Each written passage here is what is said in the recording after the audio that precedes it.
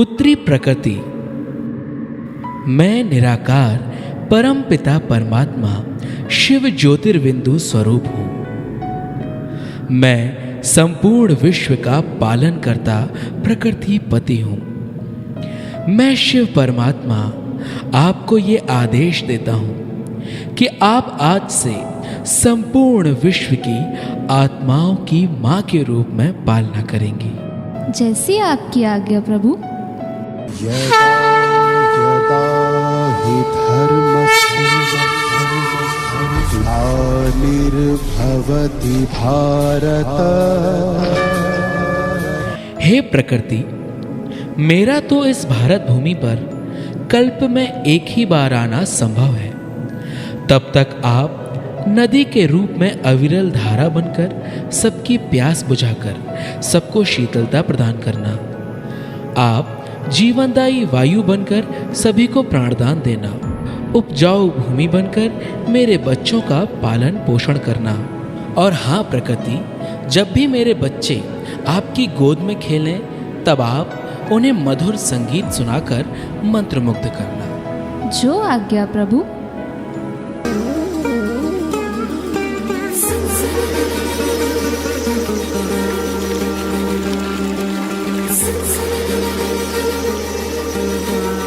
नारायण नारायण नारायण नारायण। प्रणाम माते। कल्याण हो वत्स। नारायण नारायण।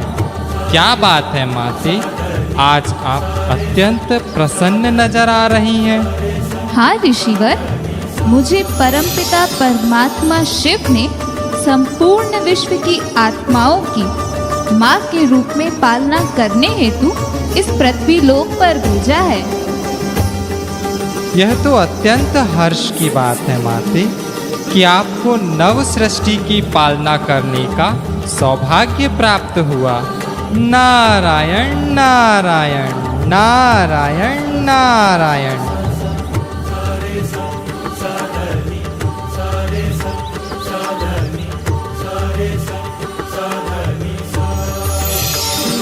वाह, कितनी सुख शांतिमय है ये दुनिया। यहाँ तो हर तरफ आनंद ही आनंद है। आनंद आनंद आनंद आनंद आनंद आनंद आनंद। भारत वर्ष में पावन धाम है श्री लक्ष्मी नारायण धाम। सुख शांति का प्रेमानंद प्रेमानंद आनंद आनंद आनंद।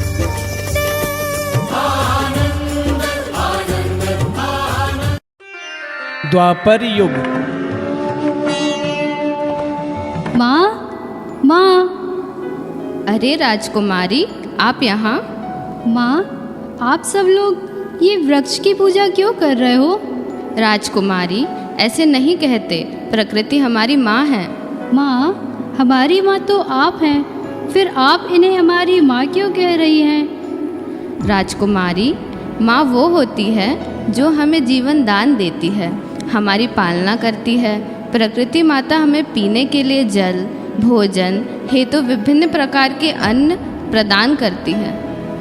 हाँ माँ, ये वृक्ष हमें श्वास लेने हेतु प्राणवायु भी देते हैं, तपती हुई धूप में शीतल छाया भी तो देते हैं, और प्रकृति माता मीठे मीठे फल भी देती है। इसलिए प्रकृति हमारी माता हुई ना माँ। हाँ राजकुमारी, पृथ्वी, अग्नि, जल, वायु, आकाश, इनसे ही तो हमारे संपूर्ण जीवन का अस्तित्व है। ये हमारे लिए पूजनीय देवता समान है, इसलिए हम इन्हें अपनी माँ मानकर इनकी पूजा करते हैं।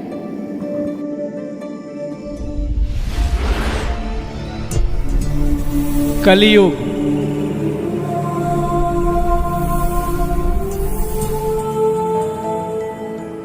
अम्मा, मैं जा रहा हूँ नदी पर नहाने, अच्छा ठीक है, जा एक काम कर, गौरा को भी अपने साथ ले जा, नहला के ले आना।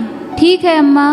अरे पप्पू, साबुन सोडा तो ले जा, साथ में कचरा भी ले जा, नदी में डाल देना। पर अम्मा, आजकल नदी में कचरा डालना मना है, कोई ने देख लिया तो? अरे चुपके से डाल देना, कौन देख रहा है। हाओ।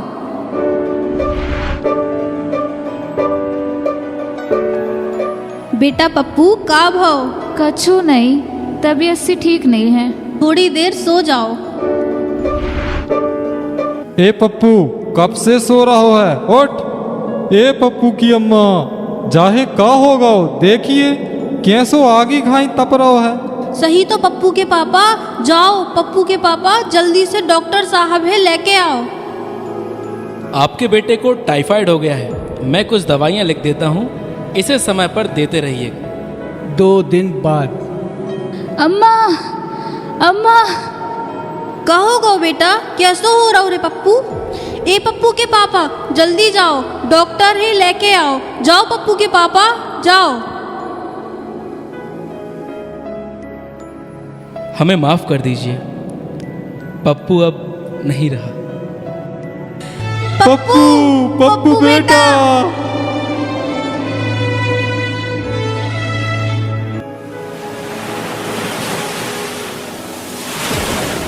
देकर सबको जल, किया मैंने सबका जीवन सफल। पर आप लोगों ने मुझ पर जरा भी ना किया रहम। आपने मुझे हर गंदगी से प्रदूषित किया, मुझ में पशुओं को नहलाकर, फैक्ट्रियों से प्राप्त रसायन मुझ में डालकर मुझे प्रदूषित कर दिया, प्रदूषित कर दिया, प्रदूषित कर दिया।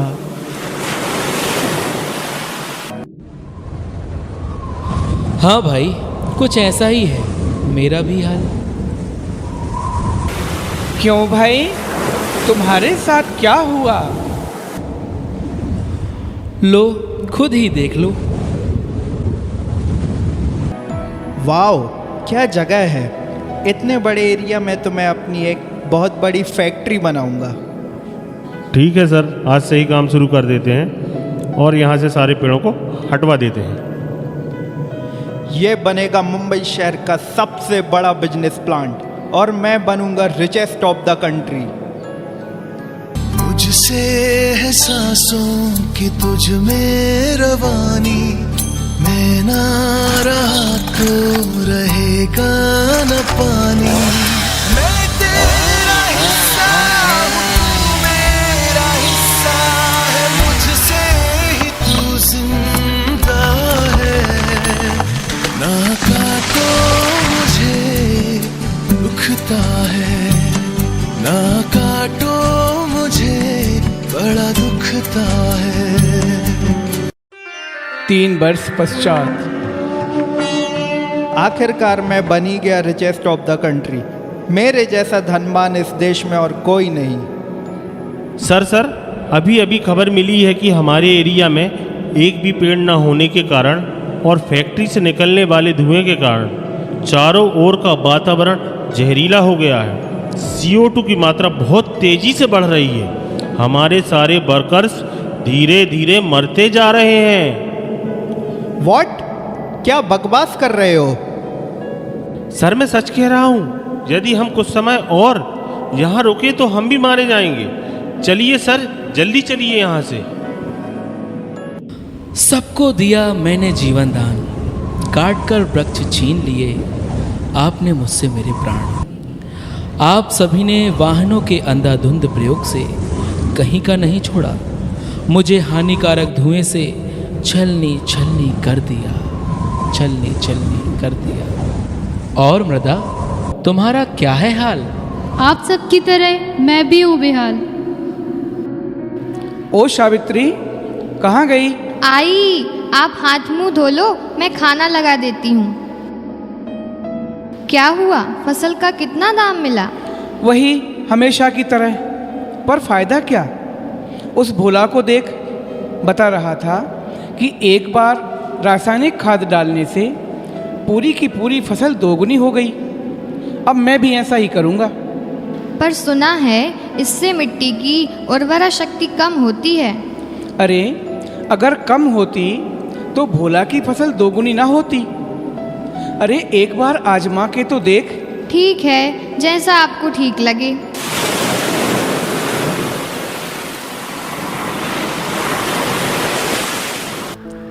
अरे सावित्री, इस बार तो दोगुनी फसल हुई है, दाम भी दोगुने मिलेंगे। बड़ी कृपा भई भोलेनाथ की। आज ही जाके मंदिर में प्रसाद चढ़ाऊंगी। 3 वर्ष पश्चात। क्या हुआ, बड़ी चिंता में लग रहे हो? कहा बताऊं सावित्री, सारी फसल मिट्टी में मिल गई। जितनी बोई थी उतनी भी नहीं मिली। सही कह रही थी तुम, ज्यादा लोभ ना करो। मनो मेरी तो मति मारी गई थी, तुम्हारी एक भी न सुनी। जिस माँ के द्वारा तुमने अपने भोजन में 56 भोग खाया, तुमने उसके साथ क्या किया? तुमने उसे अपने ही हाथों से जहर पिलाया, उसकी खुदाई कर उसके हृदय को चीर डाला और उस पर अपना सियाना बनाया।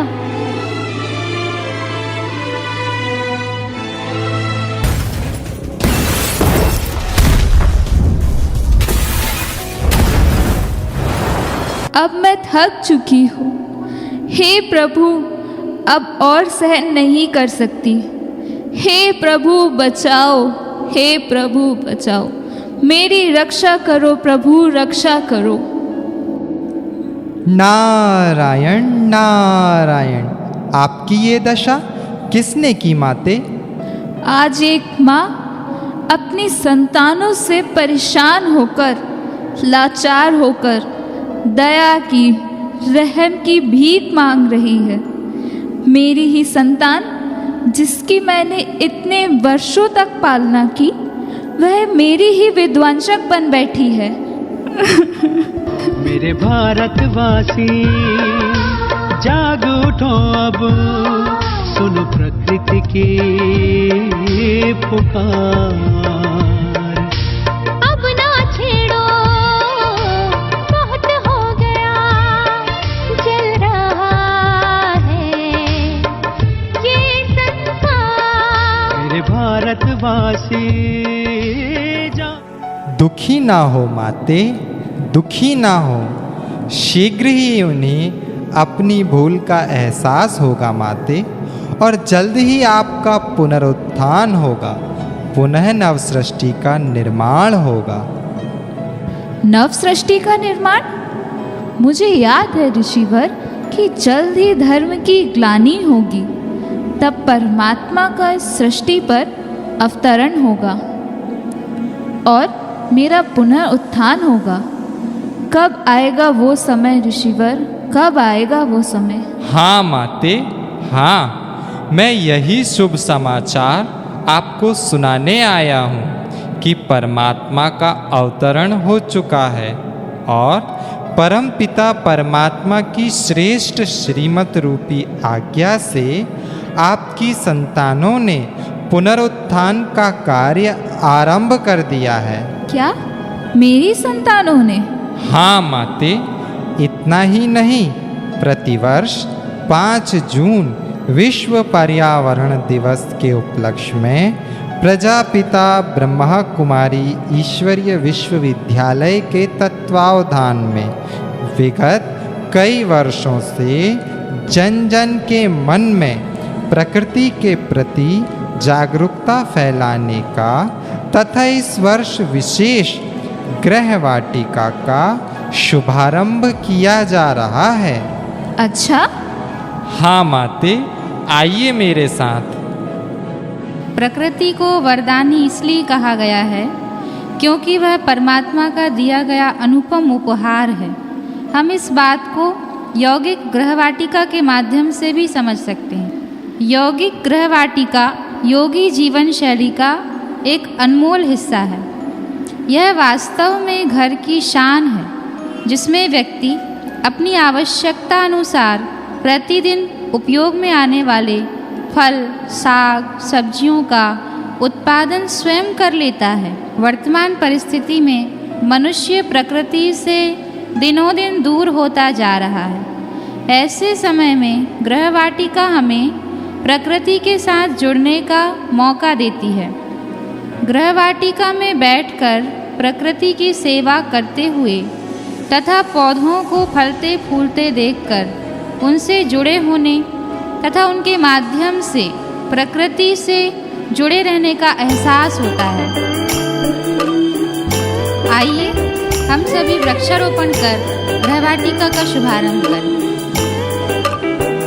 अपनी धरती को बचाएं, आओ ऐसा कदम उठाएं, सोने के भारत को आओ फिर से मिलके सजाएं, फिर से मिलके सजाएं। अपनी धरती को बचाएं। आइए हम सभी मिलकर 2 मिनट प्रकृति को सकाश दें। आपने सत्य कहा था मुनिवर, मेरे पुनरुत्थान का समय आ गया है।